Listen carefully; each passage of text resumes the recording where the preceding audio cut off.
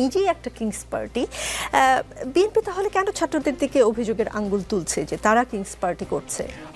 Kings party is not the problem হচ্ছে government should endorse, যেটা আমারটা কিংস পার্টি। ওকে, জিয়াউর রহমানের তো kings party, I don't deny it, but আপনি তো সে তো এটা ব্যর্থতা এবং সফলতা দুটারই দায়ভার। বিএনপি একটা পলিটিক্যাল পার্টি, তাকে যদি আপনি সে কি বিরোধী দল, মানে আপনি যখন চিন্তা করে দেখবেন সে কি বিরোধী দলই নাকি এই মুহূর্তে নাকি সরকারি দল, সে বিরোধী দল, রাইট?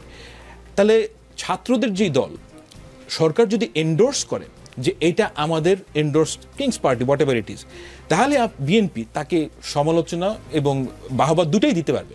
এখন যে ঘটনাটা ঘটছে সেটা হচ্ছে যে বাহবাটা আমার, সমালোচনাটা কার কেউ আমরা জানি না।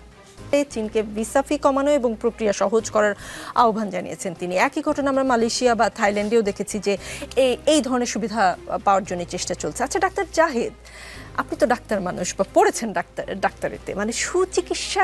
আমি ডাক্তারদেরকে সমর্থন করছি না, কিন্তু একটা কথা একটু বলতেই হয়, সেটা হচ্ছে যদি এটা হতো বাংলাদেশের বিচার মালয়েশিয়াতে গেলে ভালো পাওয়া যাবে, মানুষ বিচারের জন্য মালয়েশিয়া যেত। যদি এমন হতো বাংলাদেশের পুলিশিং ইন্ডিয়ায় গেলে ভালো পাওয়া যাবে, ওখানে যেত মানুষ। What I am trying to say, একটা দেশের পুরো সিস্টেম যখন ধ্বংস হয়ে যায়, কিছুই আর ঠিক নেই। আমি একটু বলেই ফেলি, আমাদের ধর্মগুরুরা ওয়াজের নামে মাহফিল করে, আপনি কিছু মাহফিল একটু দেখবেন, আমাদের কিছু আই এম নট জেনারেলাইজিং, সবার কথা বলছি না, কিন্তু কিছু কিছু মানুষ ওখানে কি করে দেখবেন, যেখানে ধর্মের কথা বলা হচ্ছে বলে বলা হয়। সো একটা সোসাইটির পচন না, তাদের মান কি আসলে? আমি প্রচুর বিজনেস পিপলকে বলতে শুনেছি যে আমরা প্রায় বলি ইন্ডিয়া শ্রীলঙ্কার লোকজন এসে এত টাকা ইনকাম করে নিয়ে চলে যায়। আমার কাছে ব্যক্তিগতভাবে ব্যবসায়ী বলেছেন যে আমি বসে আছি বাংলাদেশিদেরকে চাকরি দেওয়ার জন্য, ওদের অর্ধেক টাকা দিলে ও খুশি হয়ে যাবে, কিন্তু আমি তো পাই না রিক্রুট করতে। সো আমাদের আসলে অ্যাজ এ হোল সব কিছু পচে গেছে, এটা হলো প্রাথমিক কথা। সুতরাং ওখানে বাংলাদেশের মানে চিকিৎসা ব্যবস্থা একটা আইসোলেটেড আইল্যান্ড হয়ে খুব চমৎকারভাবে চলবে, এটা হয় না। সুতরাং এই দায় কোনোভাবেই আমরা এটাকে দিতে পারি না, কিন্তু সমস্যাটা কি হয় সেটা বলতে পারি। দেখবেন পুলিশ আর ডাক্তার খুব সমস্যা লাগে আমাদের কাছে, কারণ ওদের কাছে আমরা ব্যক্তিগতভাবে যাই। আপনি ডাক্তারের কাছে যাচ্ছেন, কারণ পুলিশের কাছে যেতে না হলেও মাঝে মাঝে রাস্তায় দেখি, কিন্তু ডাক্তারের কাছে আমাদের যেতেই হয়। সো প্রবলেমটা আমরা দেখি, সেই কারণেই আসলে এটা এক্সপোজ হচ্ছে। আমি ব্যক্তিগতভাবে মনে করি সামষ্টিকভাবে একটা দেশে যদি সুশাসন তৈরি না হয়, কোনো কিছু আসলে কাজ করবে না। যদিও আমাদের অত্যন্ত ভালো মানের ট্রেন্ড ডক্টরস আছে, আমাদের ম্যানেজমেন্টের মেজর প্রবলেম আছে, সেটা ঠিক হলে সেটা বাংলাদেশেই আমাদের এই রোগীদের চিকিৎসা করা ভেরি মাচ পসিবল। প্রধান নির্বাচন কমিশনার এএমএম নাসির উদ্দিন বলেছেন নির্বাচন ব্যবস্থা সংস্কার কমিশনের সুপারিশে অনেকগুলো সুপারিশ আছে যেগুলো বাস্তবায়িত হলে নির্বাচন কমিশনের স্বাধীনতা খর্ব হবে। 28 জানুয়ারি ইউরোপীয় ইউনিয়নের রাষ্ট্রদূত মাইকেল মিলারকেও তিনি বলেছেন যে ইসির স্বাধীনতা খর্ব হোক, এটা আমরা চাই না। আপনি নির্বাচন ব্যবস্থা সংস্কার কমিশনের সদস্য, ইসিকে আমি একটু পেছনে যাই, মানে ম্যাগনা কার্টা হয়েছিল কেন? এই রাজা তোমার হাতে সব ক্ষমতা থাকা যাবে না, তুমি আইন বানাবা, তুমি বিচার করবা, তুমি শাস্তি দিবা, তুমি ধরে আনবা, আইন প্রয়োগ করবা, সব হতে পারে না, রাজারও হাত বাঁধতে হবে।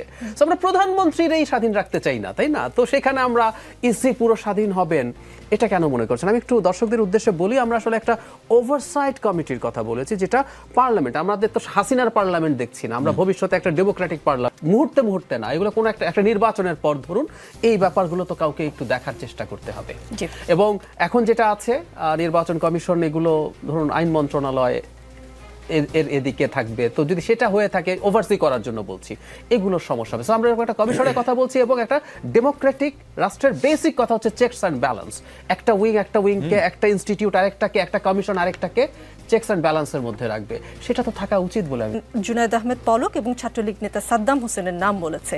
আজ তাক তাদের সোর্স হিসেবে ভারতীয় গোয়েন্দা রিপোর্ট এবং বাংলাদেশি গোয়েন্দা রিপোর্টের কথা বলেছে। এই খবরের প্রভাব আওয়ামী লীগে কেমন হতে পারে, আমাদের দেশের এখন যে রাজনৈতিক বাস্তবতা সেখানে কেমন হতে পারে?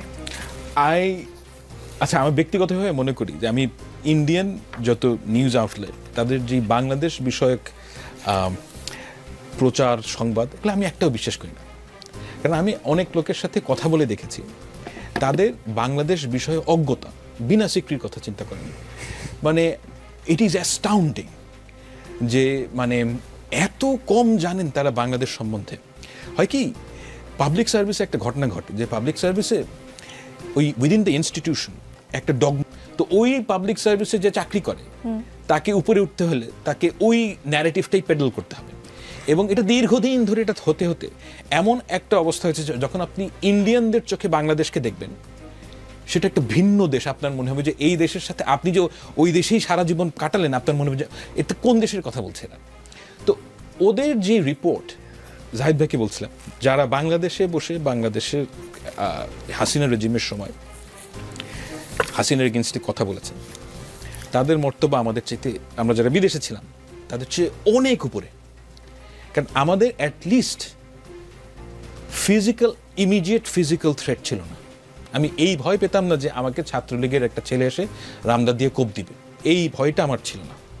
এবং কিন্তু বাংলাদেশে বসে যারা জাহিদ ভাইয়ের মতন কমেন্ট্রি করেছেন, অ্যাক্টিভিজম করেছেন, তাদের রিস্ক। দেশে চিকিৎসা নিতেন, তাহলে কি বাংলাদেশের অবস্থা আর একটু ভালো হতো কিনা? যেহেতু তাদের সন্তানেরা এদেশে থাকেন না, তাই এদেশ রসাতলে গেলেও তাদের আসলে তেমন কিছু আসে যায় না। এদেশ কেবল তাদের টাকা জোগাড় করার মেশিন। যে একটা মানে নিষ্কর্মা লোকের সন্তান যদি আবার পরিবারতন্ত্রের জন্য আরেকটা সুযোগ পেত, তার তো আরও সমস্যা হতো। তো সে অ্যাটলিস্ট বাংলাদেশ থেকে পার্সেল আউট হয়ে যাচ্ছে, সেদিক দিয়ে ভালো না। দ্য কোয়েশ্চেন ইজ, দেখেন সমস্যা আমাদের মধ্যে এই কারণে যে সাধারণ মানুষের মধ্যে বাংলাদেশে যে পরিবারতন্ত্র, এটা পরিবারতন্ত্র কেন চলে? তার কারণ হচ্ছে যে আমরা কম্পিটেন্সকে রেকগনাইজ করতে পারি না। আমরা কি করি যে কার মধ্যে কম্পিটেন্স আছে এটা আমরা বুঝি না। তো যেহেতু আমরা বুঝি না, সেহেতু আমরা করি কি যে আমরা একটা নেক্সট বেস্ট অপশনে যাই। নেক্সট বেস্ট অপশনটা হচ্ছে গিয়ে, ওকে এই পরিবারটা বহুদিন ধরে এই সমাজে আছে, একটা গণ্যমান্য পরিবার, এই লোকটা খারাপ হবে না। এবং unfortunately it works for that. একটা স্থানীয় সরকার তৈরি হোক, সে চাই হচ্ছে গিয়ে আমার ইমিডিয়েট প্রবলেমটা সলভ করবে। আমার আজকে রাত্রে অ্যাপেন্ডিক্সে পেইন হয়েছে, আমাকে কেউ গাড়ি করে ঢাকায় পাঠা দিক। এই কাজটা কে করবে? ওই লোকাল যেই মানে লোকটা ক্ষমতাধর পয়সাওয়ালা যাই বলেন, সেই লোকটাই করে দেয় তাকে। তো আনফর্চুনেটলি বাংলাদেশে মেরিটোক্রেসির উপর সাধারণ মানুষের ট্রাস্ট নাই। এটা একটা বিপজ্জনক জিনিস। তো আমার ধারণা, অ্যান্ড আই হোপ, যে যদি ডেমোক্রেসি থাকে এবং রুল অফ ল থাকে, তাহলে মানুষ ধীরে ধীরে মেরিটোক্রেসির দিকে যে কাজ করবেন, তা আপনার ডে জব বলে কিছু থাকবে না। তো এই ডে জবটা যদি না থাকে, তাহলে আপনি খাবেন কি? তা আপনার তো কোনো মানে একটা সোর্স লাগবে পয়সার। আমার তো এটা নাই। তো এটা হচ্ছে নাম্বার 1 প্রবলেম। আর নাম্বার 2 প্রবলেম হচ্ছে যে মানে ওই টেম্পারামেন্ট আমার নাই, যে একটা মানে নিষ্কর্মা লোকের সন্তান যদি আবার পরিবারতন্ত্রের জন্য আরেকটা সুযোগ পেত, তার তো আরও সমস্যা হতো। তো সে অ্যাটলিস্ট বাংলাদেশ থেকে পার্সেল আউট হয়ে যাচ্ছে, সেদিক দিয়ে ভালো না। দ্য কোয়েশ্চেন ইজ, দেখেন সমস্যা আমাদের মধ্যে এই কারণে যে সাধারণ মানুষের মধ্যে বাংলাদেশে যে পরিবারতন্ত্র, এটা পরিবারতন্ত্র কেন চলে? তার কারণ হচ্ছে যে আমরা কম্পিটেন্সকে রেকগনাইজ করতে পারি না। আমরা কি করি যে কার মধ্যে কম্পিটেন্স আছে এটা আমরা বুঝি না। তো যেহেতু আমরা বুঝি না, সেহেতু আমরা করি কি যে আমরা একটা নেক্সট বেস্ট অপশনে যাই। নেক্সট বেস্ট অপশনটা হচ্ছে গিয়ে, ওকে এই পরিবারটা বহুদিন ধরে এই সমাজে আছে, একটা গণ্যমান্য পরিবার, এই লোকটা খারাপ হবে না। এবং unfortunately it works for that. December 2025 বা আর একটু আগে হলো, মানে 2025 এর মধ্যে। রাজনীতিতে শেষ কথা বলে কিছু নেই, চলতে থাকবে আলোচনা। দেখা